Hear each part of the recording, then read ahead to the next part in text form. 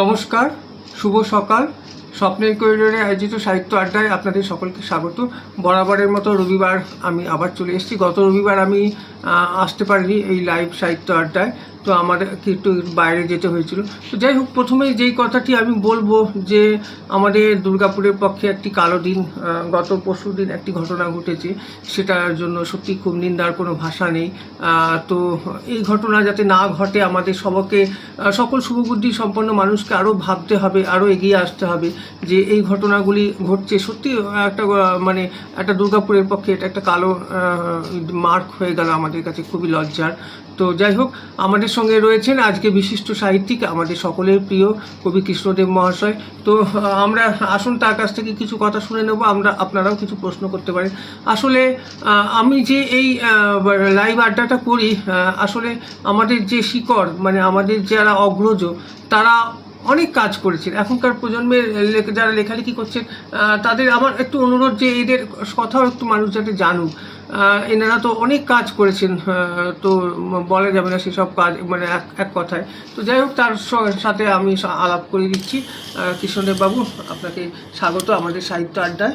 হ্যাঁ, বলুন আপনি দর্শকদের উদ্দেশ্যে কিছু। আমাকে জয়ন্ত ডেকেছি স্বপ্নের করিডোরের পক্ষ থেকে, আমাদের দুর্গাপুরের সাহিত্য প্লাস আমি যে সাহিত্য প্রতিষ্ঠানের সঙ্গে যুক্ত এই বিষয়ে কিছু জানবার জন্যে। আপনারা যারা দর্শক রয়েছেন সবাইকে আমি শুভেচ্ছা জানাচ্ছি, ছোটদের আশীর্বাদ জানাচ্ছি, আর সারা দেশের এবং মানুষের কল্যাণ কামনা করছি। হ্যাঁ, তো আপনার জন্ম 1941 সালের 14ই জুন বাংলাদেশের খুলনা জেলা সেনহাটি গ্রামে। তো পড়াশোনা তারপরে সেনহাটি উচ্চ বিদ্যালয়। তারপরে আপনি শৈশবের কথা একটু সংক্ষেপে কিছু বলুন, খুব সংক্ষেপে, যেহেতু আরো অনেক প্রশ্ন রয়েছে। শৈশবের একটা ঘটনা যেটা আমার খুব মনে পড়ে, প্রাসঙ্গিক, বাংলাদেশের তো আপনার জন্ম। হ্যাঁ, প্রাসঙ্গিক সে বিষয়ে বলবো যে 1947 সালে আমাদের দেশ বিভক্ত হয়েছিল। তার আগে আমাদের ওটা অবিভক্ত বাংলার পূর্ববঙ্গে ছিল। পূর্ববঙ্গ এই যে বাংলাদেশ তখন তো হয়নি, পূর্ববঙ্গ ভারতের অন্তর্ভুক্ত ছিল এবং অবিভক্ত বাংলার মধ্যেই ছিল। সেইখানে সেনহাটি গ্রাম, একটা বিখ্যাত গ্রাম, যেখানে আমাদের প্রাক্তন মুখ্যমন্ত্রী প্রফুল্ল সেনের পৈতৃক বাড়ি, যেখানে বিখ্যাত গায়িকা জ্যোতিকা রায়ের পৈতৃক বাড়ি এবং আমার মায়ের খেলার সাথী ছিলেন। তারপরে ওখানে আরেকজন বিখ্যাত লোক হচ্ছেন সুনীল সেন, আসানসোল অঞ্চলে শ্রমিক নেতা ছিলেন, এআইটিউসি করতেন। আর আমার গ্রামের সবচেয়ে নাম করা হচ্ছে, যাকে আমরা স্মরণ করতে যাচ্ছি কদিন বাদেই, কবি কৃষ্ণচন্দ্র মজুমদার। সদ্ভাব শতক কাব্যগ্রন্থ, তার থেকে 1861 খ্রিস্টাব্দে সেটা উনি প্রকাশ করেছিলেন। উনি বেঁচে থাকলে আজকে ওর বয়স 188 হতো। তিনি হচ্ছেন আমার প্রথম কবিতার প্রেরণা। আমার বয়স তখন 9 বছর। আমাদের ভৈরবের পাড়ে একটা জায়গা ছিল, সেখানে আমরা খেলাধুলো করতাম। ওর একটা স্মৃতি ফলক ছিল সেখানে, সেইখানে ওর একটা কবিতা ছিল, সেটা আমি পড়েছিলাম। তখন ক্লাস 4 5 9 বছর বয়সে বাংলা ভালো পড়তে পারি, বুঝিও কিছু। তো কবিতাটা হচ্ছে, ওহে মৃত্যু তুমি মোরে কি দেখাও ভয়, অভয়ে কম্পিত নয় আমার হৃদয়। মৃত্যুর প্রতি উক্তি বলে এই কবিতাটা ওইখানে লেখা ছিল। সেটাই পড়ে আমিও অনুপ্রাণিত হলাম এবং আমার মধ্যে একটা কবির একটা ভাব এলো এবং মনে করলাম উনি এই গ্রামের কবি, আমি একদিন কবি হব মনে মনে। তারপরে আমি বাংলাদেশ থেকে আমাদের দেখছেন কিশোর, অনেক ধন্যবাদ। দেখো, তোমাদের দেশেরই মানুষ, বাংলাদেশেই জন্ম। তো কৃষ্ণদেব বাবুর ওখানে পরবর্তীকালে ভারতে চলে আসেন। আচ্ছা, বলুন, আপনাদের এই নিয়ে তো একটা অনুষ্ঠানও হচ্ছে কৃষ্ণচন্দ্র মজুমদার নিয়ে। আচ্ছা, আগামী 2রা নভেম্বর। আচ্ছা, তারপরে আপনি বলুন যে হ্যাঁ, আপনি দুর্গাপুরে কিভাবে এলেন তারপরে। আচ্ছা, আমরা ওই স্বাধীনতার পরে 1947 সালের পরে আমার বাবা মা বললেন, আমার তো এতগুলো মেয়ে, এই নিয়ে আমি এখানে কী করে থাকবো। আমি মায়ের কাছে শুয়ে শুয়ে একদিন রাত্রিবেলায় শুনলাম যে বলছে বন্দে মাতরম, হিন্দুস্তান জিন্দাবাদ, এরকম স্লোগান বেরিয়েছে। এই বাবা, একদিন বাদে আবার মায়ের কাছে শুয়ে আছি, মা দেখো কি বলছি, নারায়ে তাকদীর, পাকিস্তান জিন্দাবাদ। এই হয়ে গেল রে, আমাদের পাকিস্তানের মধ্যে পড়ে যাব, আমাদের তাহলে বাবার উদ্দেশ্যে চলে যেতে হবে। এখানে কী করবো তোদের, এসব মা চিন্তা ভাবনা করছেন। তবে কিছুদিন বাদে আমি তখন স্কুলে পড়ছি, তো সঙ্গে সঙ্গেই তো যে আসতে পারি না, তা ওই ক্লাস 5-এ উঠলাম। ওঠার পরে বাবা সিদ্ধান্ত নিলেন যে আমাদের দেশ ছেড়ে যেতে হবে। তখন আমরা এক বস্ত্রে, মানে সঙ্গে কিছু আনতেও দেয় না, এরা কিছু মিলিটারি নিয়ে নেয়, অনেক খুনটুনো করে দেয় ট্রেনের মধ্যে। যাক, এই অবস্থার মধ্যে আমরা রিস্ক নিয়ে বাবা আমাদের নিয়ে খুলনা স্টেশনে এলেন। ওখান থেকে ট্রেনে করে শিয়ালদা নামলাম। শিয়ালদা থেকে কোথায় যাই, আমাদের তো ঘর নেই এখানে কোনো, কিন্তু আমাদের একজন রিলেটিভ ছিলেন 23-3 চক্রবাড়িয়া রোড সাউথ। আমার বাবার খুঁড়তুতো ভাইরা ওখানে ওষুধের ব্যবসা করতেন, ওষুধের কারখানা ছিল, আর আমার ঠাকুরদাও ডাক্তার ছিলেন। যাই হোক, সেইখানে এসে আমরা উঠলাম ঘোড়ার গাড়িতে চেপে। ওদের বলা ছিল, তারপরে ওরা আমাদের নিল। ওখানে ওই কাকা জ্যাঠাদের ঘরে আমরা থাকলাম ভবানীপুরে। তো ওখানে ভিড়ভাট্টা হয়ে যাচ্ছে, ওদেরও জয়েন্ট ফ্যামিলি, তার মধ্যে আমাদের আমরা 5-6 জন। তো মায়ের খুব অসুবিধা হচ্ছিল। তো তখন মা বললেন, আরে অন্য কোথাও ব্যবস্থা করো একটা, এসব নিয়ে ওদেরগুলো বাচ্চা কাচ্চা নিয়ে আমার উপর নেই, 3তলা বাড়ি, তো খুব অসুবিধা হবে।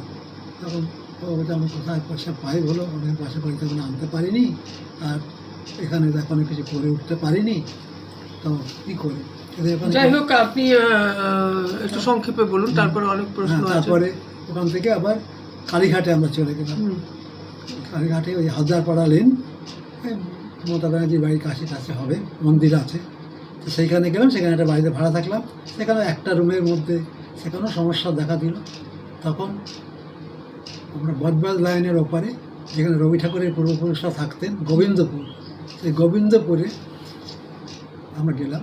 সেখানে একটা টালির ঘরে আমাদের ভাড়া বাড়িতে থাকতে হলো।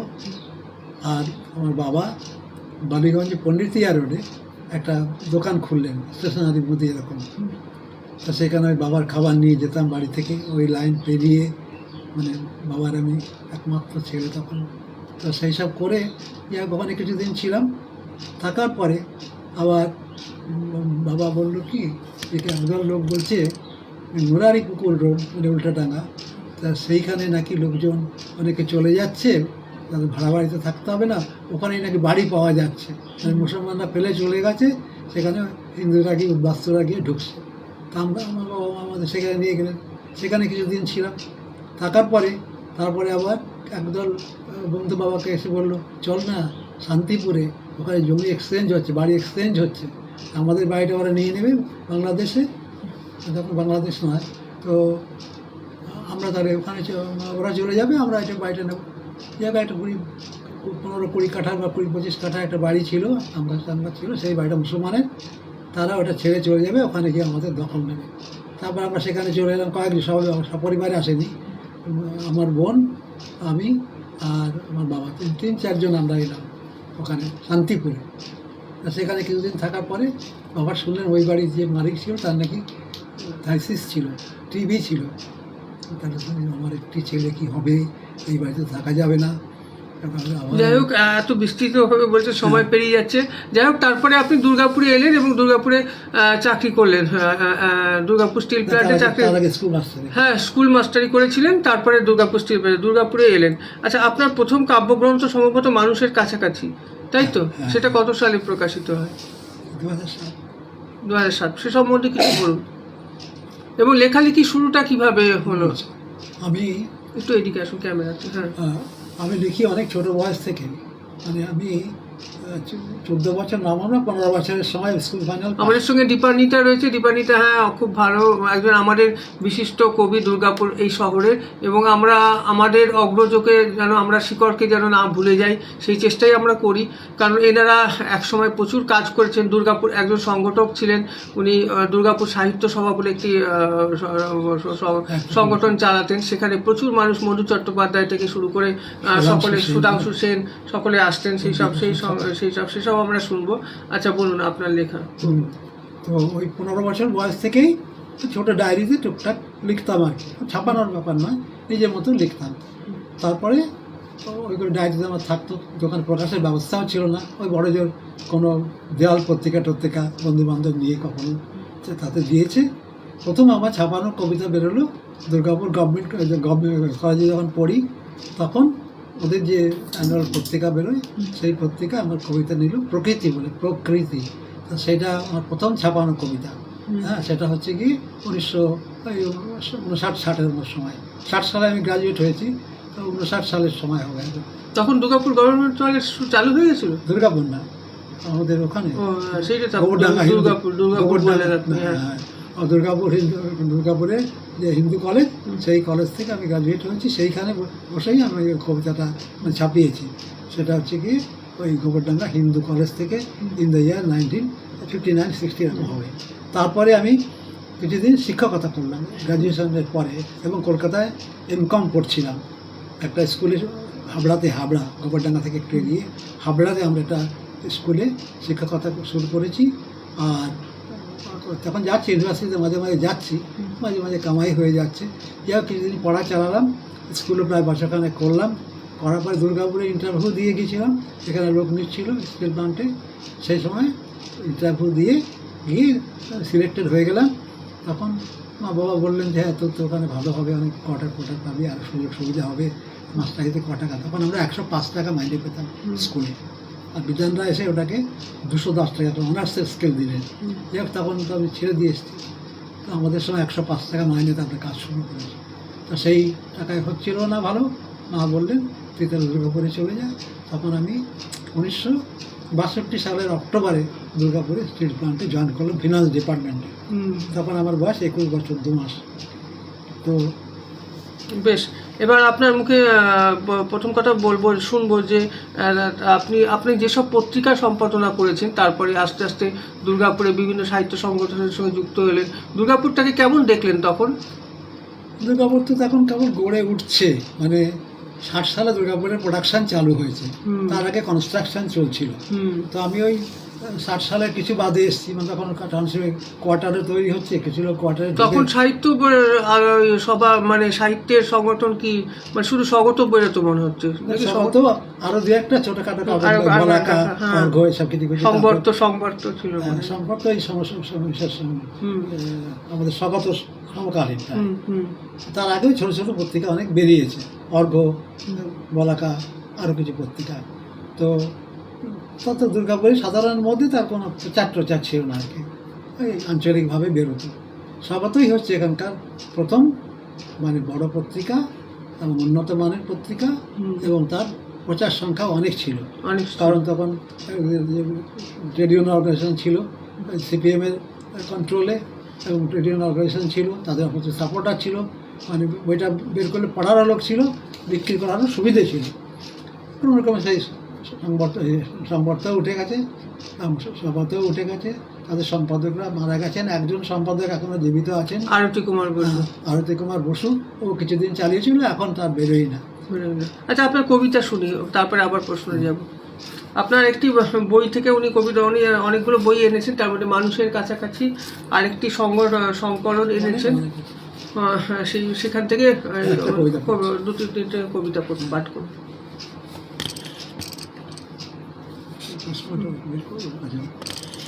এই কবিতাটা হচ্ছে একটা আমাদের সংকলন বেরিয়েছিল এই অঞ্চলের অনেক কবির লেখা নিয়ে।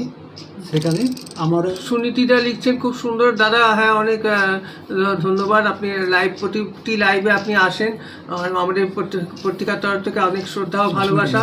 আপনারও একটি সাক্ষাৎকার আমরা নিতে চাই, কখনো দুর্গাপুরে এলে বলবেন। হ্যাঁ, আপনি খুবই একজন বিশিষ্ট মানুষ। প্রতি রবিবারই সাক্ষাৎকারগুলো দেখেন, আমরা সত্যি খুব কৃতজ্ঞতা বোধ করছি। পড়ুন কবিতা। দেখতে পাচ্ছেন না?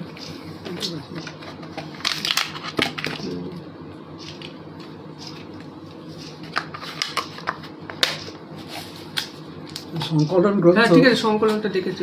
স্বপ্নের উজ্জ্বল ছায়া, এর থেকে আমার একটা কবিতা পড়ছি। মনের অতলে ডুবুরির মতো আমি মুক্তা খুঁজি মানুষের মনের অতলে। সে অতল সমুদ্রের জল কেটে কেটে গভীর প্রত্যয় করি অন্বেষণ। শাশ্বত চিন্ময় সত্তা, গভীর গোপন। হাঙর, কুমির, অক্টোপাস, এদিক ওদিক আরও কত জলজ হিংস্রতা তুচ্ছ করে কৌশলে এড়িয়ে সন্তর্পণে নেমে যায় অজানা গভীরে। মুক্তা খুঁজি মনের অতলে, যতদিন বাঁচি খুঁজে যাব আমি স্বদেশে কিংবা দূর কঙ্গোয় বা গ্রীসে, শ্বেত পিত কালো বাদামিতে, গহন অরণ্যবাসী কিংবা আধুনিক সুন্দর কুৎসিত মানবী নির্বিশেষে খুঁজে পাবো মুক্তা যদি পাই। ডুবুরির মতো আমি সজাগ নির্ভীক, গভীর নিষ্ঠায় আর প্রগাঢ় প্রত্যয়ে মগ্ন হব মানুষের মনের অতলে। বাহ, আর কবিতা শুনি। সব থেকে বলে রাখি যে উনি কৃষ্ণদেব বাবু আমাদের স্বপ্নের করিডোরের পত্রিকার একজন মানে খুবই একজন গুরুত্বপূর্ণ মানুষ। উনি সবসময় আমাদের উপদেশ দিয়ে থাকেন এবং আমাদের যে একটা আর্কাইভ হচ্ছে স্বপ্নের করিডোরের আর্কাইভ, সেখানে উনি প্রচুর বই দিয়েছেন এবং শুধু বই দেওয়া নয়, তার উপরে দেওয়া চিঠি থেকে শুরু করে বিভিন্ন নথি, সেই সময়কার দুর্গাপুরের নথি, বড় বড় কাগজ পত্রিকা উনি অবশ্যই দিয়েছেন। তার জন্য আমরা সত্যি খুবই কৃতজ্ঞ ওনার কাছে। ওনার আজকে আমাদের সঙ্গে এসছেন, আরও কিছু কথা শুনে নেব, বলুন। আচ্ছা, এবার আরেকটা কবিতা পড়ছি। জ্বলছে সময়, দাও দাও জ্বলছে সময়, উঠছে হৃদয়, পুড়ে যাচ্ছে ভিতর বাহির, পুড়ে যাচ্ছে সব বোধ, অগ্নিদাহে জ্বলছে পৃথিবী, হ্রদ বন নদী ও সাগর, পুড়ে যাচ্ছে শস্য ক্ষেত, সাজানো সংসার, ফুলের বাগান, পুড়ে যাচ্ছে শান্তি সুখ, জীবনের সকল সঞ্চয়, দাও দাও জ্বলছে সময়। পুড়ে যাচ্ছে জ্যোৎস্না, পুড়ে যাচ্ছে নারী, অগ্নিদাহ সুদূর প্রসারী, পুড়ে যাচ্ছে ঈশ্বরের মুখ, মানুষ মানুষ এ আগুন মানুষই জ্বালায়, সবাই তাকিয়ে দেখে নিরুপায়, দাও দাও জ্বলছে সময়। বাহ, অসাধারণ। আরেকটি কবিতা খুব সমসাময়িক মনে হলো, প্রাসঙ্গিক কবিতা মনে হলো। আচ্ছা, এবার একটা অন্য ধরনের কবিতা। রাত্রির নির্জনে, চরাচর জুড়ে নেমে আসবে নিবিড় আঁধার, সব পাখি নিড়ে যাবে ফিরে, দিনের কাজের শেষে সকলেই ফিরে যাবে নিজ নিজ ঘরে। তারপর আরও গাঢ় হলে রাতের আঁধার, নৈশব্দের মাঝে শুধু ভেসে আসবে হাওয়ার শাঁসা আর ঝিঝি পোকার ডাক। রাত তার নিজস্ব স্বভাব ও রূপ নিয়ে মগ্ন হবে শব্দহীন অদৃশ্য খেলায়। ঘরের নির্জনে বসে একা রাতের আধারে চোখ রেখে দেখব জোনাকির মিটিমিটি আলো, শুনব দূরের গাছে পেঁচার গম্ভীর ডাক কিংবা শকুনের ডানা ঝাপটানির শব্দ। রাতের রূপ দেখতে দেখতে, ঝিঝি পোকার ডাক শুনতে শুনতে, পৃথিবীর কত দৃশ্য ভাবতে ভাবতে কখন দু চোখ জুড়ে নেমে আসবে ঘুম। ঘুম ভেঙে জাগবো যখন দেখব ভোরের আলোটুকু ছাড়া কাছে পিঠে আর কিছু নেই, নির্জন শূন্যতা ছাড়া আর কেউ নেই একান্ত আমার। বাহ, খুব সুন্দর লাগলো, বেশ অন্য ধরনের কবিতা। আচ্ছা, আপনি তো বিভিন্ন পত্রিকার সঙ্গে যুক্ত ছিলেন এবং অনেক পত্রিকা সম্পাদনাও করেছেন, সেসব সম্বন্ধে কিছু বলুন। দুর্গাপুরে এসে প্রথমেই তো আমি নিজে কোনো পত্রিকা বার করিনি, বা প্রথমেই মানে কোনো গ্রন্থও বার করিনি, সময় লেগেছে। তো এসে একটা পেয়েছিলাম, একটা তো স্বগত তখন ছিল, আর একটা পত্রিকা দীনেশ চট্টোপাধ্যায় বলে, বা আনিস কল্যাণ শব্দনাম, তিনি বার করতেন। সেটাই শুধু কবিতার পত্রিকা এবং খুব জনপ্রিয় ছিল।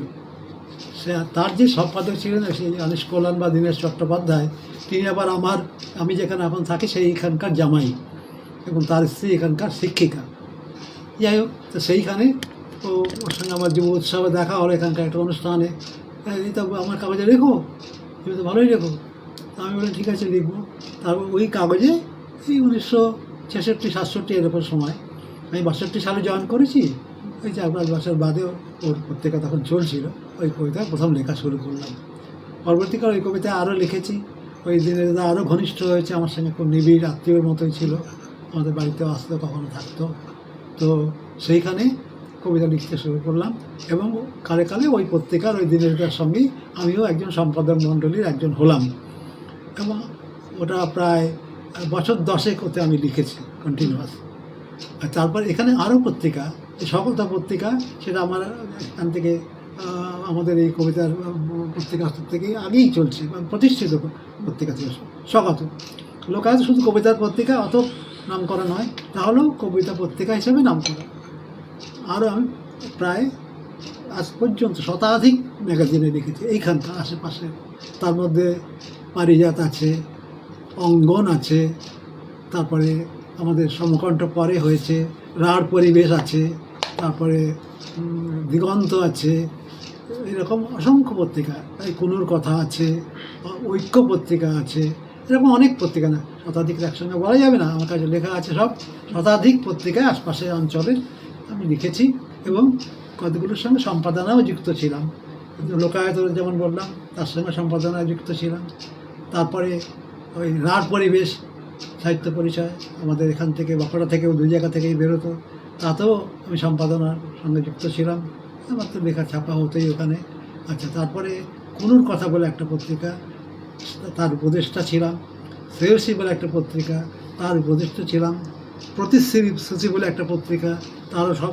অসিতবাবু দেখছেন, ধন্যবাদ। অসিতবাবু আমাদের প্রত্যেকটি সাক্ষাৎকারে থাকে। অসিতবাবু লিখছেন যে খুব ভালো লাগছে সত্যিও কৃষ্ণদেববাবুর সাক্ষাৎকার দেখে। উনি দুর্গাপুরের প্রথম দিকের একজন বিশিষ্ট কবি ও সম্পাদক, নবীন ও প্রবীণ কবির লেখকদের নিকট নিরপেক্ষ সংযোগকারী, এরকম একজন ভদ্র, সজ্জন, বিনয়ী, উৎসাহদাতা, প্রচার বিমুখ কবি সাহিত্যিক সম্পাদক সাম্প্রতিককালে অত্যন্ত সত্যি তাই। উনি ওনার এই যে কথাটা লিখলেন একদম খুবই সত্যি কথা।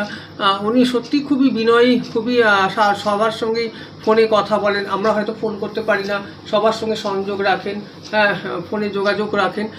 তো সত্যি আপনি একদম এই আমার মনের কথাটিই লিখে দিয়েছেন। তো বলুন আপনি যেটা বলছিলেন। আমারটা বলুন তো। হ্যাঁ হ্যাঁ, আপনার কথাই। এইভাবে এখানকার পত্রিকাগুলোর সঙ্গে ওই সম্পাদক হিসেবেই হোক, সহসম্পাদক, তারপর সম্পাদকই তো করলেন অনেক কিছুতে, সম্পাদক তারপরে নিজে একটা সাহিত্য সংঘ প্রতিষ্ঠা করলাম। হ্যাঁ, সেটা তো দুর্গাপুর সাহিত্য সভা। হ্যাঁ, তো সেইখানকে তারাও সেখান থেকে একটা কাগজ আমি প্রথম বার করলাম, সমকণ্ঠ, এখনো চলছে। মানে আচ্ছা, সমকণ্ঠ প্রথম সম্পাদক আপনি নাকি? হ্যাঁ, আচ্ছা, সমকণ্ঠ 1987 সালের 18ই জানুয়ারি প্রকাশিত হয়েছিল প্রথম, আচ্ছা, আমার উদ্যোগে বা আমার নেতৃত্বে। এবং তাতে একটা যৌথ সম্পাদক মণ্ডলী ছিল, তার মধ্যে আমাদের দীনেশ চ্যাটার্জি বা অনিশ কল্যাণ ছিলেন, আমি ছিলাম, সিদ্ধেশ্বর শেঠ ছিল, দাদা বিনোদ চট্টোপাধ্যায়, এরকম কয়েকজন মিলে। পরবর্তীকালে আমি হয়ে গেলাম প্রধান সম্পাদক। আর আমার পরে দায়িত্ব নিলেন সিদ্ধেশ্বর শেঠ, তিনি এখনও চালাচ্ছেন। আচ্ছা, বাহ।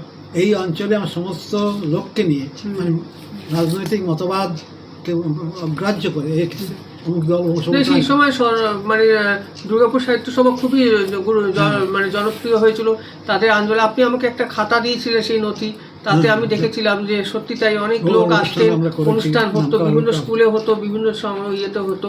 এই যে কৃষ্ণদেব বাবু কয়েকটি বই উনি এনেছেন, একটি হচ্ছে ছড়াক্কা, একটি হচ্ছে অনুকবিতা সংকলন বিন্দুতে সিন্ধু, আরেকটি হচ্ছে লিমেরিক ও অন্যান্য ছড়া।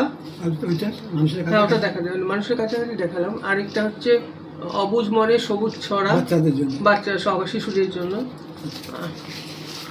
আরেকটা হচ্ছে মানসিক কাছাকাছি। হ্যাঁ, তো এছাড়াও আরো বই আছে যেগুলো আজকে আনা হয়নি। লেখক পরিচিতি বার করেছে একটা দুর্গাপুরে প্রথম, সেটা লেখকের একটা পরিচিতি। তারপর সনেটের, রূপসী সনেট তোমাকে কপি দিয়েছি। আমি একটা সনেটও লিখি অনেকদিন ধরে। হ্যাঁ, আমার সনেটের বইও আছে, সেই সনেট, রূপসী সনেট তার নাম। এখানে কপিটা নেই, ওর কাছে আছে, আমার বাড়িতে একটা আছে। তো সেই সনেট আমরা লিখেছি, তার একটা কপি। আর হচ্ছে গিয়ে বিভিন্ন সংকলন, এখানে সংকলন গ্রন্থ আছে, তাতে আমার অনেক জায়গায় কবিতা আছে। এই জন্ম এই সময় কবিতা আমার, এটা দুর্গাপুরের কবিও আছেন, অন্য আশপাশের অঞ্চলের কবিও আছেন, তাদের কবিতা আছে। একটি নদী অনেক ধারা, এখানকার বিষ্ণু সামন্ত একজন শিল্পী, খুব সুন্দর। হ্যাঁ, এরা মিলে একটা সংকলন বার করেছে, এতে আমার কবিতা আছে। আচ্ছা, এইটা একটা খুব ভালো সংকলন, নগর নিগম, দুর্গাপুর নগর নিগম থেকে বেরিয়েছিল বিশ্বকবির শতবর্ষ উপলক্ষে। সেটাতে এই সংকলনে আমার কবিতা আছে। আচ্ছা, একটু কাগজটা খুলে দিই। এই যে রূপসী সনেট, হ্যাঁ, রূপসী সনেটটা দেখেন, সনেট নিয়ে ওনার লেখা। দেখেন, আপনি দেখেন, শোনাতে পারি। হ্যাঁ, পুরো শোনেন ওখান থেকে, সনেট থেকে। এই যে রূপসী সনেট,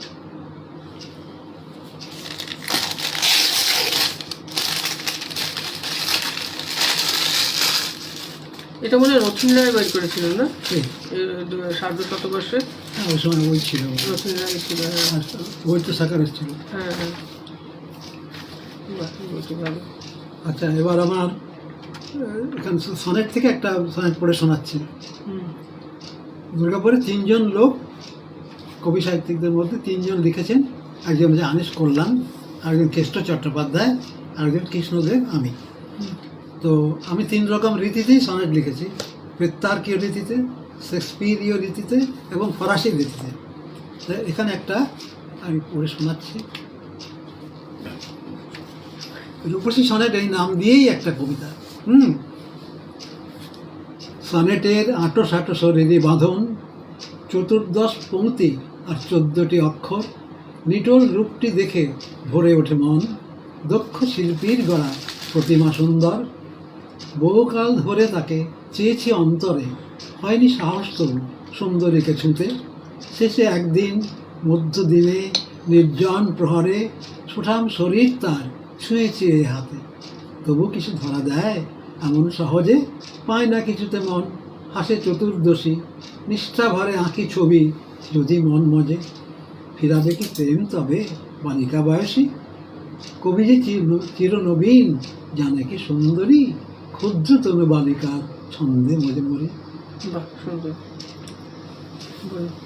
আচ্ছা, তারপর বলছিলেন যে দুর্গাপুর সাহিত্য সভা নিয়ে বলুন আপনি। এটা যে লেখা পরিচিতিটা দেখা বের করেছিলাম। এই যে লেখক পরিচিতি উনি বার করেছিলেন একটি, এটা একটু খুলে দেখাই, মানে কভার দেওয়া আছে, বুঝতে পারবে না। এই যে লেখক পরিচিতি হিসেবে সকল লেখক প্রথম বার করেছি। আচ্ছা, আর একটা হচ্ছে দুর্গাপুরে আমাদের সাহিত্য সংগঠন যখন 25 বছরে পৌঁছিল, তখন আমাদের গল্প, কবিতা এবং প্রবন্ধের বিভিন্ন সংকলন বেরোলো। হ্যাঁ, আমি তো প্রধানত কবিতা লিখি, নিবন্ধ লিখি। সমকাণ্ড কাব্য মালিকা নামে এই সংকলন বেরিয়েছিল। এতে অন্যের সাথে আমারও কবিতা আছে। আচ্ছা আচ্ছা, দুর্গাপুর সাহিত্য সভার উদ্যোগে। আচ্ছা বলুন এবার দুর্গাপুর সাহিত্য সভা নিয়ে বলুন। আচ্ছা, এই দুর্গাপুর আপনাদের সঙ্গে তো সেই সময় সুধাংশু সেন, মধু চট্টোপাধ্যায় সকলে আসতেন, যারা যারা আসতেন সেই সব বিশিষ্ট মানুষের কথা একটু বলুন। তো এই দুর্গাপুর সাহিত্য সভা এটা গড়ার পেছনেও একটা ছিল, প্রেক্ষাপট ছিল। এখানে দুর্গাপুর সাহিত্য পরিষদ বলে একটা সংগঠন গঠিত হয়েছিল। এই বছরখানেক চলেছিল। দিলীপ সরকার বলে একজন সেটা দেখাশোনা করতেন। কমল মিত্র এই সরকার আমাদের সিনিয়র, তিনি এর সভাপতি ছিলেন এবং আমি একজন অন্যতম সম্পাদক ছিলাম। তা সেটা হয়েছিল 1973 সালে। ওটাই দুর্গাপুরের প্রথম একটা বড় সাহিত্য সংগঠন গঠন করার প্রচেষ্টা সবাইকে নিয়ে, কিন্তু সেটা ব্যর্থ হয়ে যায়। কারণ যে মূল এটা পরিচালক ছিলেন, মানে সাহায্য করতেন, সমস্ত কাজ দেখাশোনা করতেন, তিনি হঠাৎ রোগগ্রস্ত হয়ে মারা গেলেন। কে দেখবে? আর সাথে বয়স্ক বা কাজে ব্যস্ত কারখানার, এইসবের জন্য সেটা বন্ধ হয়ে গেল।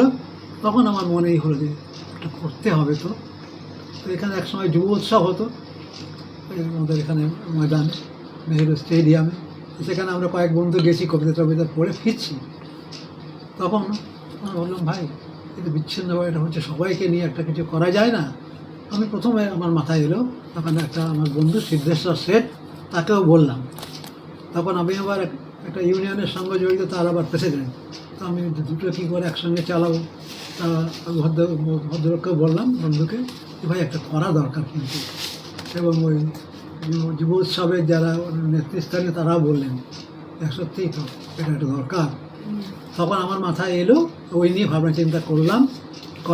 তারপরে ওই আমার বন্ধু সিদ্ধেশ্বর শেঠ এবং আরও কয়েকজন বন্ধু, রাধা বিনোদ চ্যাটার্জি, মিহির চ্যাটার্জি, তারপরে নিভা দে, ষষ্ঠী পাল, ধীরেন দেব, এরকম আরও অনেককে নিয়ে সবাইকে দলমত নির্বিশেষে, irrespective of caste, colour and creed, সবাইকে নিয়ে আমরা সাহিত্য সংগঠন একটা গঠন করলাম।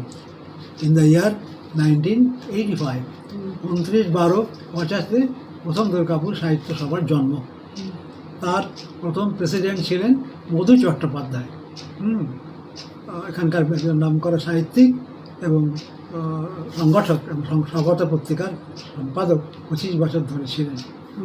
তা সেই ভদ্রলোক এবং মধুবাবুর কিছু ছবি, চিঠি আমি আপনার থেকে পেয়েছি। আপনাদের দুর্গাপুরের সাহিত্য সভার বইও দিয়েছেন।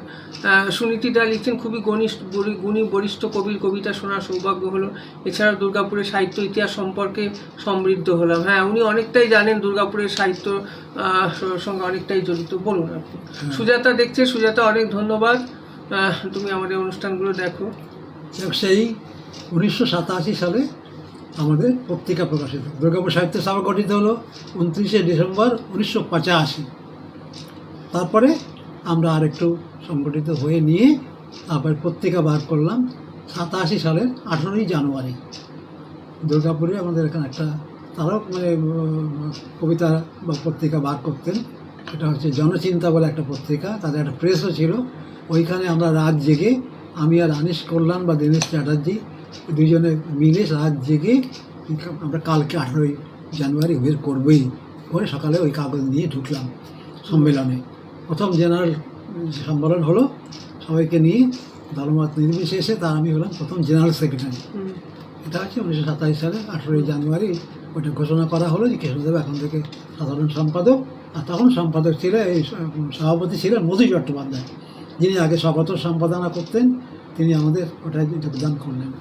তারপরে মধুবাবু করার পরে ছেড়ে দেওয়ার পরে তখন আমাদের সভাপতি হলেন সুধাংশু সেন, এখানকার নামকরা কবি, প্রবীণ ব্যক্তি এবং শ্রদ্ধেয়। তিনি এখন প্রয়াত, শতবর্ষ তার পার হয়ে গেছে। তাকে নিয়ে আমরা আরও এগোলাম। তারপরে এলেন গোপাল পাল, তিনি একজন এখানকার নামকরা প্রাবন্ধিক এবং নামকরা শিক্ষক, গুণী ব্যক্তি, তিনিও আমাদের সঙ্গে অনেকদিন ছিলেন। সবার পরে এসেছিলেন তারপরে ডক্টর ফণী পাল, তিনিও একজন গবেষক, পুরাতত্ত্ব নিয়েও কিছুটা গবেষণা করেন, আবার গল্প কবিতাও লেখেন। সেই ফণীবাবু, তিনি আমার বেশিরভাগ একটু বড়ও হতে পারেন, তাকে পেয়েও আমাদের সংগঠন ভালোভাবে চলছিল। তো এই করতে করতে আমরা বুড়ো হয়ে গেলাম প্রায়, মানে আমাদের কাগজের বয়স যদি 87 সাল থেকে হয়, তাহলে এখন বোধহয় কত হলো, 13 আর 25 38। আর আমার সাহিত্য সংগঠনের জন্ম যদি 85 সালে হয়, এখন 25, তা আমার 15 আর 25 40 বছর প্রায়। এতদিন ধরে আমরা কিন্তু এখনও মরে যাইনি একেবারে, লোক মরে গেছে, সংগঠন মরে যায়নি একেবারে, চলছে একভাবে চলছে। তা আমারও বয়স তো এখন 85-তে পড়েছি আমি। তো তবুও সাহায্য যতটা পারি এই নতুনদের, তরুণদের সাহায্য করি, উৎসাহ দিই, নানাভাবে তার সংগঠনে থাকার চেষ্টা করি। আচ্ছা, আমার শেষ প্রশ্ন, যে আপনার কি মনে হয় যে কবিতা লিখতে গেলে ছন্দের ধারণা কতটা জরুরি? এবং আপনি প্রচুর সনেট লিখেছেন, শেক্সপিরীয় রীতি, পেট্রাকীয় রীতি ও ফরাসি রীতির সনেট আপনাকে প্রভাবিত করেছে, সে সম্বন্ধে নতুনদের জন্য কিছু বলুন। সনেট জিনিসটা কি? সনেট এবং কবিতা সম্পর্কেও বলবো যে আমরা কবিতা লিখি কেন। কবিতা লিখি কিছু নিজের মনের খোরাক হিসাবে, হ্যাঁ, যা ভাবি, যা দেখি, যা সুন্দর, তার রূপ দেওয়ার জন্য তার একটা শিল্পিক বা শৈল্পিক রীতি মেনে আমরা সেটাকে প্রকাশ করার চেষ্টা করি। যা মনে এলো বললাম, বললেই তো হবে না। আচ্ছা, সুনীতি জিজ্ঞেস করছে নিভাদি কেমন ও কোথায় আছে? নিভাদি তো সম্প্রতি প্রয়াত হয়েছেন, কলকাতায় ছিলেন উনি, দুর্গাপুর থেকে চলে গেছিলেন সোদপুরে চলে গেছিলেন, ব্রহ্মচারী আশ্রমের কাছে গেছি। জলপ্রপাত পত্রিকার সম্পাদক ছিলেন তিনি। হ্যাঁ, বলুন কবিতা নিয়ে। আচ্ছা, তো এই যে কবিতা হচ্ছে মানুষের একটা মনের খোরাক, এবং এতে মানুষের কিছু নৈতিক মানসিক পরিশুদ্ধিও ঘটে, আনন্দ পায়, এর থেকে শেখে অনেক কিছু, জানে অনেক কিছু। কবিতার মধ্যে আমাদের সভ্যতাকে, আমাদের সমাজকে আমরা জানতে পারি কবিতার মধ্যে দিয়ে, প্রাচীনই হোক আর এখনকারই হোক। সেই কবিতা মানুষকে প্রেরণা দেয়, মানুষকে আনন্দ দেয়, এবং অনেক কিছু তার মধ্যে থাকে, ইতিহাস, ভূগোল, সব কিছুই জড়িয়ে কবিতা, সৌন্দর্যটা সব কিছু মেলে। সেই কবিতাকে তো আমাদের জীবন থেকে একটু সরাতে কেউ পারেনি। এবং আদি কবিতা আমাদের বাল্মীকি, তিনি তো সেই পাখির দুঃখ দেখে, কষ্ট দেখে কবিতা লিখে ফেললেন, মা নিষাদ বলে। তো সেই থেকেই তো কবিতার জন্ম আমাদের দেশে। তো সেই কবিতার এটি আমরা বহন করে চলেছি, কিন্তু নানা যুগে নানাভাবে পাল্টেছে, নানা কিছু সেই চর্যাপদ থেকে আরম্ভ করে অনেক বাংলা ভাষার এবং কবিতার বিবর্তন ঘটেছে। এই সময়ে যে আধুনিক কবিতা লেখা হচ্ছে এবং চলিত ভাষা লেখা হচ্ছে, এটা রবি ঠাকুরের জামাই প্রমথনাথ চৌধুরীর আমল থেকে শুরু। তার আগে এই রীতিতে লেখা হতো না, সাধু ভাষায় বা অন্য গদ্যতে লেখা হতো। আর কবিতার ছন্দ অনুযায়ী বেশি লেখা হতো। ছন্দ কবিতার ক্ষেত্রে একটা জরুরি জিনিস, ছন্দের কবিতা লোকের বেশি মনে থাকে, প্রভাব বিস্তার করে। আর আধুনিক কবিতা একটু জটিল, সমাজও জটিল হয়েছে, কবিতার বিষয় আমাদের সঙ্গে রয়েছে নির্মল ব্যানার্জি মহাশয়। নির্মল বাবু এসেছিলেন কদিন আগে, সাক্ষাৎকার দিয়ে গেছেন। অনেক শ্রদ্ধা আমাদের পত্রিকার তরফ থেকে। দাদা খুব ভালো থাকবেন, বলুন। তো সেই কবিতা মানে মানুষকে সবসময় প্রেরণা দিয়ে এসেছে, আনন্দ দিয়ে এসেছে, কিন্তু সেটাকে যুগোপযোগী করা একটা ব্যাপার। যে কালে আধুনিক কালে আমরা আছি, জীবনের জটিলতা বেড়েছে, মানুষেরও নানা রকম নৈতিক অধঃপতন ঘটেছে, বা যান্ত্রিক যুগ, তার উপযোগী কবিতা একরকম হতে পারে। আর একটা হচ্ছে যারা আধ্যাত্মিক লাইনের লোক, তাদের একটা সেই ঈশ্বরে বিশ্বাস নিয়ে কবিতা হতে পারে। আর একটা শুধু মানুষের জন্যে, ঈশ্বর নয়, এবং এইসব কি সমাজে চলছে, পাপ কি ভ্রষ্টাচার, সেগুলো শুধু নয়, সব থেকে মিলিয়ে মানুষকে আরও উন্নততর পথে নিয়ে যাওয়ার জন্যে, আনন্দ দেওয়ার জন্যে, তাদের মানবিক চেতনাকে আরও সমৃদ্ধ করার জন্যে কবিতায় ছন্দের দরকার আছে। ছন্দের কবিতা লোকের মনে থাকে, কিন্তু এই গদ্য কবিতা লোকেরা তো মনে রাখতে পারে না, আর তো পড়বার ভাববার সময়ও নেই। আর কিছু ভাষা বা কথা আছে, কেউ ডিকশনারি দেখে অর্থ বার করতে হয়, বা কবি কী বলতে চেয়েছেন, তিনি কী চিত্রকল্প দিলেন, এইসব নিয়ে ভাবতে গেলে আধুনিক মানুষের সবার অত সময় থাকে না। পৃথিবীতে কবিতার পাঠক আছে, কিন্তু গল্পে পাঠক অনেক বেশি। কিন্তু আপনি যেটা বলছেন সেটা তো ঠিকই, কিন্তু সব কিছুই তো একটা পরিবর্তন হয়। আমরা যেমন আগে ধুতি পরতাম, এখন তো প্যান্ট শার্ট পরি বা হাফ প্যান্ট পরি, সেরকম কবিতারও তো অনেক পরিবর্তন হচ্ছে বা হওয়া দরকার। না হওয়া দরকার মানে এই নয় যে কোনো পথে চলবে, এবং সেটা মানুষের বোধগম্য হওয়া চাই, মানুষের হৃদয়ে প্রবেশ করা চাই, এবং কবিতার মাধ্যমে মানুষের পরিবর্তন, সমাজেরও পরিবর্তন ঘটে। হ্যাঁ, ডাইরেক্ট বিপ্লব করলেই হয় না। আচ্ছা, আপনি সনেট নিয়ে বলুন এবার। আচ্ছা, সনেট তো একটা কঠিন আর্ট। আর সুনীতিদা লিখছেন খুব মর্মাহত হলাম, বললাম ভাই। হ্যাঁ দাদা, খুবই কয়েক বছর আগেই উনি চলে গেছেন আমাদের ছেড়ে, আমরা তখন খবর পেয়েছিলাম নিভাদির কথা। হ্যাঁ, আচ্ছা, এই সনেট তো একটা কঠিন ব্যাপার। এটা আমাদের তো ভাষায় বা সাহিত্যে ছিল না। আমাদের মাইকেল মধুসূদন দত্ত, তিনি বিদেশ থেকে এটা প্রথম প্রবর্তন করেছিলেন। ওই অমিতাক্ষর ছন্দ, সেটা বিদেশে, এটা বিদেশে, কিন্তু এই সময় সনেটটা কিন্তু আমাদের বাংলা সাহিত্যের সঙ্গে একাত্ম হয়ে গেছে। বহু লোক পরে সনেট লিখেছেন, আমাদের মাইকেল মধুসূদন ছাড়াও আরও অনেক কবি লিখেছেন। বিষ্ণুদেব লিখেছেন, এবং আমাদের জীবনানন্দ চেষ্টা করেছেন, 22 মাত্রা লিখেছেন, যদিও নিয়ম বিরুদ্ধ বা নিয়মের বাইরে, তো সেগুলো সুন্দর কবিতা হয়েছে। মোটামুটি 14টা লাইনের মধ্যে অক্টেভ অ্যান্ড সেস্টেন্ট, তার মধ্যে প্রথম 8 লাইন আর নিচে 6 লাইন, তার মধ্যে এখন বিভিন্ন রীতির পার্থক্য অনুযায়ী, এবং ফরাসি রীতিতে মাঝখানে 2 লাইনের একটা বেল্টের মতো, উপরে হচ্ছে 6, নিচে 2, মাঝে মাঝে 2, 8, আবার 4 দিয়ে 8, আর পরে দিয়ে হচ্ছে 6 লাইন, না 8 আর 2, 10 আর 4 লাইন। এই নিয়ে একটা। আবার শেক্সপিয়ার করলেন 6-8-এর মধ্যে লাস্ট 2 লাইনে দ্বিপদী মিল করলেন। সাধারণত একান্তর মিল থাকে, উনি আবার লাস্ট 2 লাইনে দ্বিপদী মিল করলেন। ফরাসি দিতে বললো মাঝখানে বেল্টের মধ্যে একটা 2 লাইনের মিল হল। আমাদের এখানকার প্রমথনাথ বেশি এই ছন্দ লিখতেন, প্রমথনাথ চৌধুরী। হ্যাঁ, বলুন। হ্যাঁ, তো এই রীতিতে আমাদের রবি ঠাকুরের জামাই প্রমথনাথ চৌধুরী তিনি লিখেছেন, আর সেটা হচ্ছে প্রেত্যার্কীয় রীতি। কিন্তু ওই মিল এক একজন এক এক রকম নিয়েছেন, কিন্তু মূল বৈশিষ্ট্য থাকবে যে প্রথম দিকে যা বক্তব্য থাকবে, যে যেমন সমুদ্রের ঢেউয়ের মতো, প্রথম দিকে উচ্ছ্বাস হলো, পরে আস্তে আস্তে কমে আসবে, তেমনি প্রথম দিকে কথাগুলো ওই রকম একটা, তার মধ্যে ব্যঞ্জনা থাকবে। আপনি একটু উদাহরণ দিয়ে বলুন, যারা নতুন প্রজন্মের লোক, আপনার কাছে কি সেরকম আছে কিছু কি সনেটের ব্যাপারটা একটু উদাহরণ দিয়ে যদি বলেন। আমারটা দিয়ে বোঝাই একটা, আপনার একটা কবিতা দিয়ে বোঝান।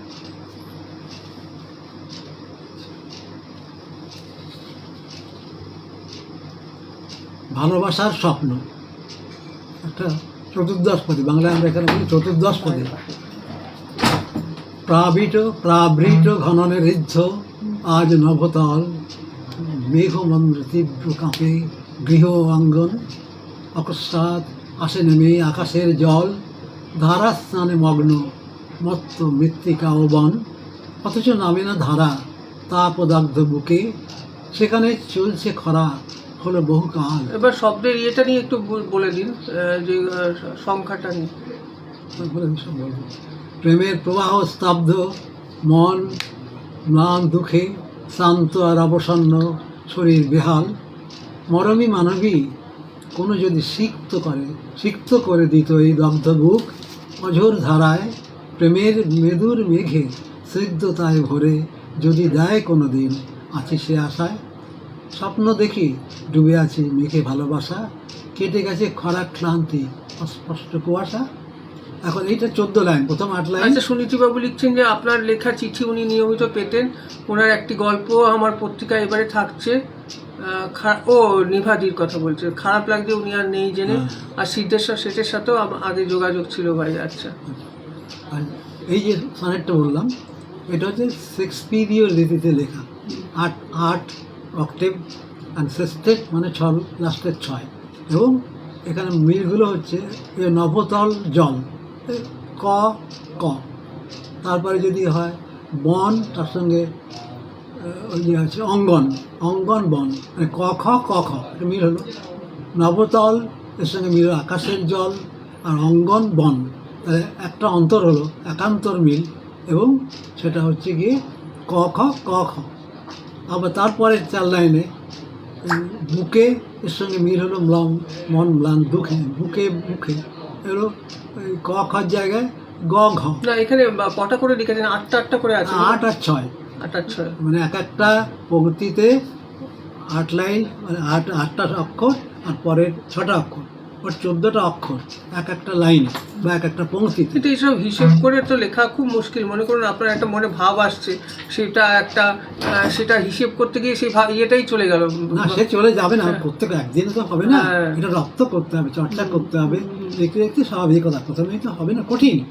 কবিতা লেখার মধ্যে এটা সবচেয়ে কঠিন, কিন্তু এটা মানুষকে আনন্দ দেয়, এবং এর মধ্যে ছন্দের জোড়াটা মানুষকে আনন্দ দেয়, এবং এর মধ্যেও সিরিয়াস কথাবার্তা থাকে যা মানুষের ভাববার বিষয়। আবার প্রেমের কথাও থাকে। শেক্সপিয়ার তো প্রেম নিয়েই বেশি লিখেছেন সনেট। হ্যাঁ, তো মিল্টনও কিছু লিখেছেন, তারপরে ডানটন বলে একজন ছিলেন, তিনি লিখেছেন। তো যে এই যাই হোক, 8-6 প্রথম 8টা হচ্ছে 8 লাইন বা পংক্তি মিলে একটা, সেটা হচ্ছে বলে অক্টেভ। তারপরে 6 লাইন, সেখানেও মিলের নিয়মটা আলাদা।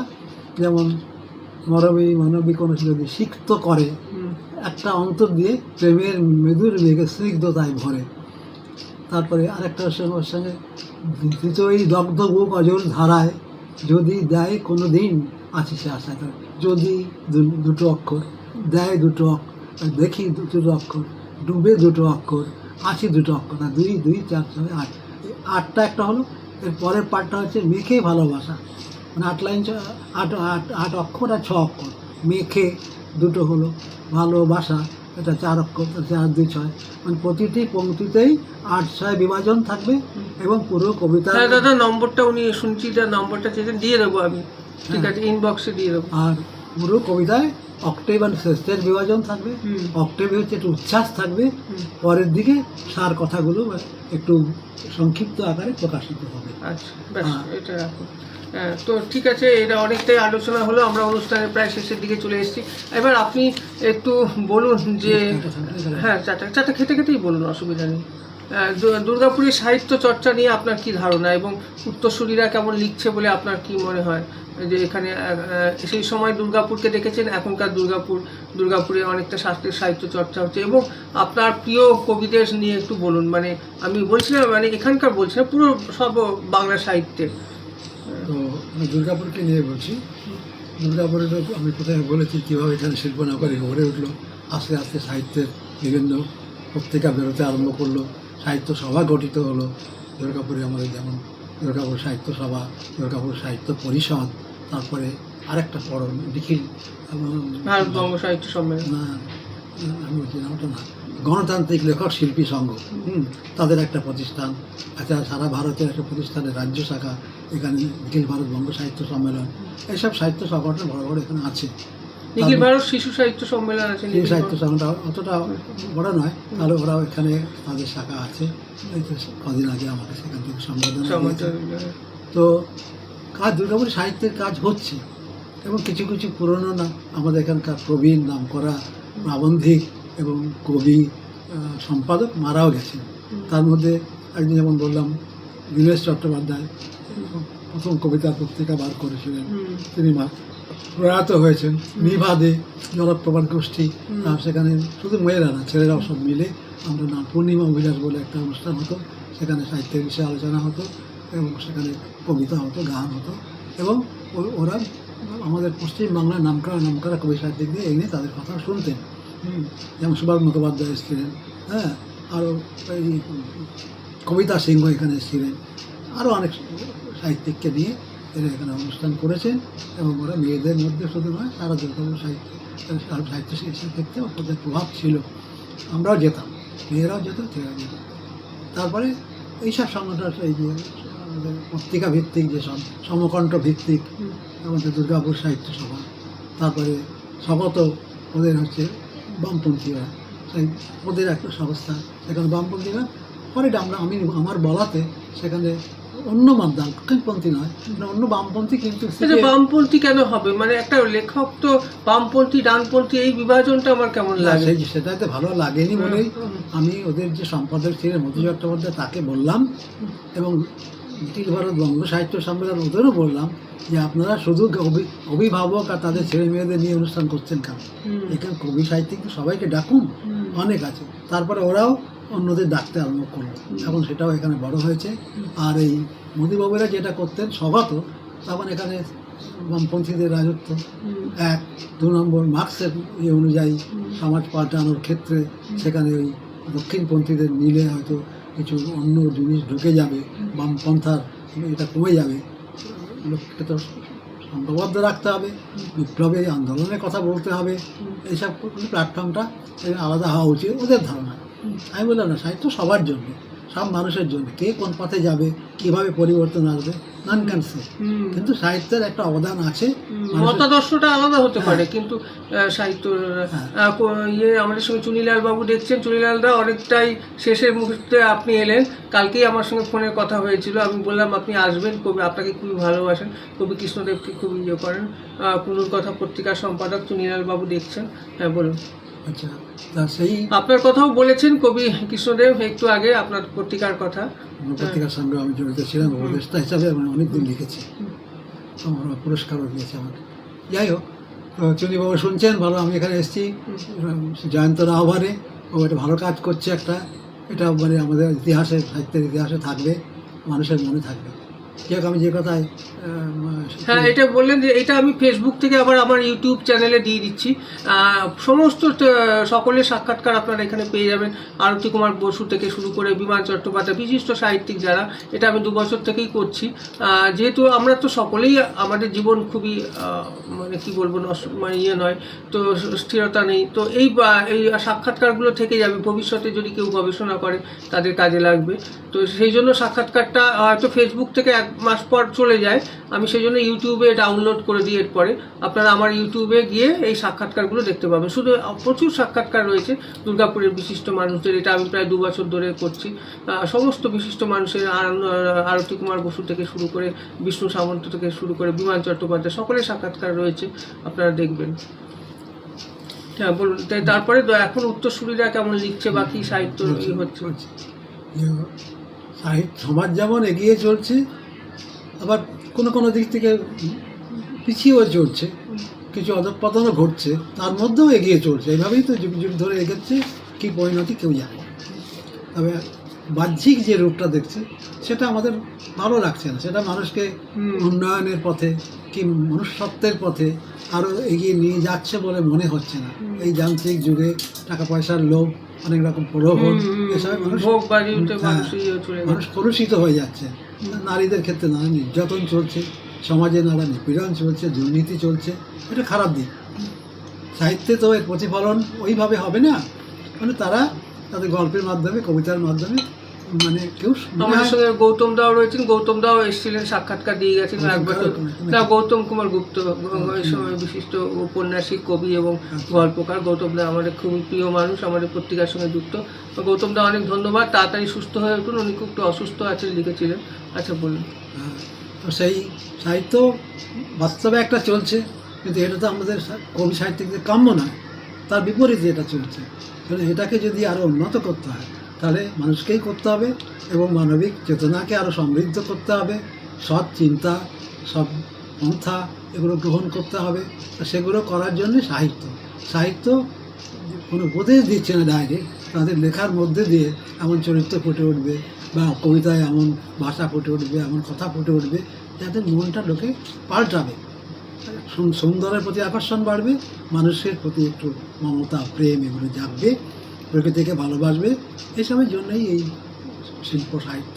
তা সেটা যতটা আমরা করতে পেরেছি, চেষ্টা সবাই যে করছে না তা নয়, কিছু কিছু বিকৃত পথেও কেউ কেউ কবি সাহিত্যে গেছেন, যা সমাজের ক্ষতি করেছে, মানুষের চরিত্র গঠনে, মন গঠনে তারা নানা রকম প্রতিবন্ধকতা সৃষ্টি করেছে। আবার বহু ভালো লোকও আছেন এখনও নিরলসভাবে তারা চেষ্টা করে যাচ্ছেন এই সমাজকে এগুলোর মধ্যে দিয়ে আরও সুন্দর করতে, হ্যাঁ, এই সমাজকে আরও একতাবদ্ধ করতে, তাদের মধ্যে আরও শুভবোধ জাগাতে। তা আমার পাশে যে রয়েছে ও খুব ভালো কাজ করছে। ও আমার চেষ্টা করছে, ছেলের বয়সী, ও আমার থেকে অনেক ছোটো, আমার 85, ও বোধহয় 50 হয়নি কি কাছাকাছি। ও এই কাজে উদ্যোগী হয়েছে। কিন্তু ইন টাইম একটা পত্রিকা বার করেছে, সেটা নাম হচ্ছে শিল্পের করিডোরে। তাতে আমরা স্বপ্নের করিডোরে, সেখানে আমি লিখি এবং আরও অনেকে দুটা করে লেখেন, এবং একজন শিল্পীও এর সঙ্গে যুক্ত আছেন, কৃষ্ণ সামন্ত। তিনি ভালো ছবি আঁকেন, ও ভালো ছবি আঁকেন। তা আমরা এই সব পত্রিকা, যারা বুড়োদের হোক, জওয়ানদের হোক, নারীদের হোক, সবাইকে নিয়ে একসঙ্গে একটা সুন্দর সমাজ করতে চায়, তার একজন অগ্রপথী করছে। আশীর্বাদ করবেন, চেষ্টা করছি, সেরকম কিছু পাচ্ছি বলে। অনেকগুলো বই লিখেছে এবং এখানকার অনেক সংগঠনকে নিয়ে একসঙ্গে কাজ করে নতুন কিছু করার চেষ্টা করছে। সাহিত্যের ইতিহাস এখানকার বার করছে, সাহিত্য সংগঠনের ইতিহাস, এখানকার সাহিত্য পত্রিকার ইতিহাস, হ্যাঁ, বা আশপাশের অঞ্চল নিয়ে সেগুলো আরেকজন আমাদের করছেন, চুনিলাল মুখার্জি। তিনি কুনুর কথা বলে একটা পত্রিকা বার করেন, তার মাধ্যমে আমরা এই শিল্পনগরী ছাড়াও আশপাশের গ্রামীণ যে সভ্যতা বা তার যে শিল্প বা তার যে ধর্ম সংস্কৃতি, এসব বিষয়ে গৌতমদা লিখেছেন যে কবি কৃষ্ণদেবকে নমস্কার ও শুভেচ্ছা জানাই, ওনার সঙ্গে পরিচয় করবো সবাই। হ্যাঁ দাদা, পরিচয় করবেন, খুবই বিশিষ্ট মানুষ, দুর্গাপুরে অনেক কিছু জানেন উনি, দুর্গাপুরের বহু পুরনো মানুষ। হ্যাঁ, তারপর বলছিলেন। হ্যাঁ, তো এই যে বিভিন্ন সাহিত্য সংগঠনগুলো এবং সম্পাদক, এদের অনেক দায়িত্ব আছে। সেই দায়িত্ব এই যে আমার পাশে ছেলেটি বসে আছে, সে অনেকটা সে পালন করছে। এখন তার জীবনে অনেক বাকি আছে, কিন্তু এইসব সাহিত্য নিয়ে তার দিন ভাবনা চিন্তা করে, কবিদের ডাকে, সাহিত্যিকদের ডাকে, তাদের নিয়ে অনুষ্ঠান করে, তাদের লেখা ছাপায় এবং সেগুলো নিয়ে নিজে চর্চা করে, আরও উন্নত করার চেষ্টা করে। ও গল্প লেখে, ও অনুকবিতা লেখে, ও কবিতা লেখে, নিবদ্ধ কম লেখে, তবু কিছু কিছু নিবন্ধ লেখে। সব থেকে এগুলো ছাড়িয়ে সেটা হচ্ছে এবং সারা সমাজের জন্য ভাবে, এবং দুর্গাপুরের সাহিত্য নিয়ে বিশেষ করে আরও এগিয়ে কী করে নিয়ে যাওয়া যায় এই আজকালকার এই অবস্থার মধ্যেও, সেই প্রয়াসকে আমরা সাধুবাদ জানাই। আমি যতটা পারি সাহায্য করি। 85 বছর বয়স না, আপনি খুবই আপনার সাহায্য পেয়ে সত্যি আমরা খুবই কৃতজ্ঞ। আপনি সবসময়, ইভেন আমি তো ফোন করতে পারি না, আপনি ফোন করে করে খবর নেন। হ্যাঁ, যে নিজেও অসুস্থ থাকতেও আপনি সবসময় ফোন করেন, শরীর কেমন আছে, আমাকে কাজ করতে হবে, পরামর্শ দিয়ে যান। সত্যি আপনাদের মতো মানুষের সান্নিধ্য পেয়েছিলাম বলে একটু চেষ্টা করেছি, এমন কিছু করতে পারছি বলে মনে হয় না। তো যাই হোক, আমার শেষ প্রশ্ন, আমরা অনুষ্ঠানের প্রায় শেষের দিকে চলে এসেছি। আমার শেষ প্রশ্ন আপনাকে, যে আমাদের শহর নিয়ে কিছু বলুন, দুর্গাপুর, এবং আমার ভবিষ্যৎ প্রজন্মের যারা লেখালেখি করছে তাদের উদ্দেশ্যে কিছু বার্তা দিয়ে যান। আমাদের এই নতুন প্রজন্মের, হ্যাঁ, শিল্পনগরীর বাহ্যিক কাঠামোয় অনেক পরিবর্তন ঘটেছে। আগে এখানে গ্রাম ছিল, বন ছিল, সে বন কেটে বসতি হলো, কারখানা হলো, বহু লোকের কর্মসংস্থান হলো, তাদেরও শিল্প সাহিত্য সংস্কৃতির একটা পরিমণ্ডল গড়ে উঠলো, একটা ভালো কথা। কিন্তু তার মধ্যেও এই বর্তমান সমাজের যে মধ্যে কীট, সেগুলো এখানেও আছে। তাতেও এই তো গত রাতে এই জগতে একটা ঘটনা ঘটেছে, এই ধরনের ঘটনা ঘটছে। দুর্নীতি, ব্যভিচার, নারীর প্রতি অমর্যাদা বা তাকে অত্যাচার, এসব ঘটনা এর মধ্যেও আছে। কিন্তু এটাই শেষ কথা নয়, এগুলোকে আরও আমাদের এগিয়ে এসে প্রতিবাদ করে এর পাশে দাঁড়িয়ে আমাদের এগুলো সংশোধন করতে হবে। তবু দুর্গাপুর মানে পশ্চিম বাংলার একটা অন্যতম নামকরা জায়গা, শিল্পর দিক থেকে যেমন, তেমনি সাহিত্য সংস্কৃতির দিক থেকে। এখানে গান বাজনার চর্চা হয়, আবৃত্তির চর্চা হয়, নাটকের চর্চা হয়, নৃত্যের চর্চা হয়। মানে এমন কিছু শাখা নেই যে এখানে এগুলো হয় না। এবং সাহিত্যেরও কবিতা, গল্প, প্রবন্ধ, ছড়া, এরকম নানা পত্রিকা এখান থেকে বেরোয়, তাই নিয়ে আলোচনা সভা হয়। এই কদিন বাদেই আমরা একটা, আপনি শুনলে আপনিও হয়তো আনন্দিত হবেন, আজ থেকে 188 বছর আগে একজন কবি জন্মেছিলেন আমাদের অবিভক্ত বাংলায়। তার কবিতা 60 ঊর্ধ্ব লোকদের অনেকেরই জানা আছে, কবি কৃষ্ণচন্দ্র মজুমদার, যিনি সদ্ভাব শতক কাব্যগ্রন্থের রচয়িতা, 1861 খ্রিস্টাব্দে। সেই ভদ্রলোকের কবিতা এখনও লোকের মুখে মুখে। আমি সেই কবিতা আবৃত্তি করছি, আমার সঙ্গে আরেকজন বয়স্ক ভদ্রলোক, মাঝ বয়সী ভদ্রলোক, কি বলছে, হ্যাঁ পড়েছি তো, হ্যাঁ। আমি বললাম, চিরসুখী জন ভ্রমিকে কখন, হ্যাঁ চিরসুখী জন ভ্রমিকে কখন ব্যথিত বেদন বুঝিতে পারে, কি যাতনা বেশে বুঝি বেশে কিসে, কবু আসে মিশে জংশনে যায়। এটা আমি তো ভাব সম্প্রসারণ দিত মানে কবিতার, মানে আমাদের সঙ্গে হীরকদাও জয়েন করেছে। হীরকদা অনেক দেরি করে এলে, অনেক প্রায় অনুষ্ঠানের প্রায় শেষের মুখে, 1 ঘন্টা হয়ে গেছে। তো যাই হোক, আপনি একটা কিছু বার্তা দিয়ে যান নতুন প্রজন্মের উদ্দেশ্যে। নতুন প্রজন্মের প্রতি আমার ভরসা আছে, ভালোবাসা তো আছেই, ভরসাও রাখি, কারণ আমাদের জীবন তো প্রায় শেষ হয়ে এলো। তা এই প্রদীপটা ধরে রাখবে, আমরা জ্বালিয়েছি, নিভে যাওয়ার আগে এরাই তো সেটাকে ধরে রাখবে, আরও এগিয়ে নিয়ে যাবে। তা সেই লক্ষণ কারো কারো এখানে শুধু নয়, দুর্গাপুরের বাইরেও, এখানে আমাদের দুর্গাপুরে আমি দেখছি যারা আছে এখানে, এই বাকিটা আরও এগিয়ে নিয়ে যাবে।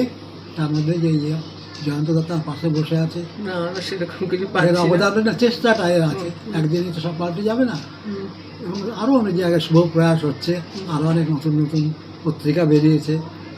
আন্তরিক বলে একটা পত্রিকা একটা মেয়ে বের করেছে, মানব মৈত্রী বলে একজন চন্দ্রনাথ ব্যানার্জি, তিনি একটা পত্রিকা বার করেছেন। তারপরে খোলা মনে বলে একটা পত্রিকা বার হয়েছে, এবং আমরা আরও নতুন নতুন পত্রিকা বেরোচ্ছে, সবাই তো আমি এখনও হাতে পাইনি। তো এই পত্রিকা বেরোলেই তো শুধু হবে না, এর জন্য চর্চার জন্যে মাঝে মাঝে সভা ডাকতে হবে, মাঝে মাঝে সম্মেলন করতে হবে, মাঝে মাঝে বই মেলা করতে হবে, এবং অন্য দিক দিয়ে মানুষের মনকে শুদ্ধ করার চেষ্টা করতে হবে, সৎ সাহিত্য সৃষ্টি করতে হবে। ওইসব নোংরা কথাগুলো সব সাহিত্যে না এনে যাতে মানুষ সুন্দর কিছু পায়, মানুষ মানুষকে ভালোবাসে, মানুষ মানুষের মধ্যে বই দিতে কমে যায়, এই ধর্ম নিয়ে দ্বন্দ্ব, এই মানুষের টাকা পয়সা, এইসব সম্পদ নিয়ে নিজেকে ছোটো বড় মনে করা, এইসব জিনিসগুলো সাহিত্যের মধ্যে যেন না ছড়ায়, এর যেন বিরুদ্ধে কিছু বলা হয় বা এই পাল্টানোর কথা বলা হয়, মানুষের মধ্যে মনুষ্যত্ব জাগরিত হয়, সমাজ আরও এগিয়ে যায়, আগামী দিন সুন্দর হয়, এটাই আমার সমাজে কামনা হওয়া উচিত। সেটার আমি একেবারে হতাশ হইনি, দেখছি যে এখনও সম্ভাবনা আছে, এইসব ছেলেরাই পারবে। আমি তাদের উদ্বুদ্ধ করি সেই ব্যাপারে, এবং তাদের কাছে প্রশংসা করি, যতটা পারি সাহায্য করি। আপনাদের সবাইকে শুভেচ্ছা, আমার নমস্কার, ছোটদের আশীর্বাদ। আগামী দিনে আপনাদের কল্যাণ হোক, সাহিত্যের কল্যাণ হোক, দেশের কল্যাণ হোক, আমি কামনা করি। আপনাদের আর কিছু আছে? না, শেষ করছি, আমরা অনুষ্ঠান এখানেই শেষ করছি। নমস্কার। স্বপ্নের করিডোরে আয়োজিত সাহিত্য আড্ডায় আজকে আমাদের সঙ্গে ছিলেন বিশিষ্ট কবি এবং সংগঠক আমাদের সকলের প্রিয় কৃষ্ণদেব মহাশয়। এটা আপনারা ইউটিউবেও পেয়ে যাবেন সাক্ষাৎকারটা, কারণ ফেসবুক থেকে কিছুদিন পরে ডিলিট হয়ে যায়। তো যাই হোক, আপনি এসেছিলেন কৃষ্ণদেব বাবু, অনেক শ্রদ্ধা ও প্রণাম, আমাদের পত্রিকার তরফ থেকে অনেক শুভকামনা আপনার জন্য। আপনি সুস্থ থাকুন, ভালো থাকুন। আজকের মতো সকলকেও যারা দেখছিলেন সকলকে আমাদের পত্রিকার তরফ থেকে আন্তরিক শ্রদ্ধা ও ভালোবাসা। সবাই সুস্থ থাকুন, ভালো থাকুন। অনুষ্ঠান এখানেই শেষ করছি। আবার আমাদের 11:30টার সময় আরেকটি লাইভ আছে, দুর্গাপুর কলেজের প্রাক্তন অধ্যাপিকা আসবেন, জয়ন্তী সাহা, তার সঙ্গে কিছু আমরা কথা বলবো, আপনারা সাথে থাকবেন। অনুষ্ঠান এখানেই শেষ করছি। তোমাকে মানুষের কাছে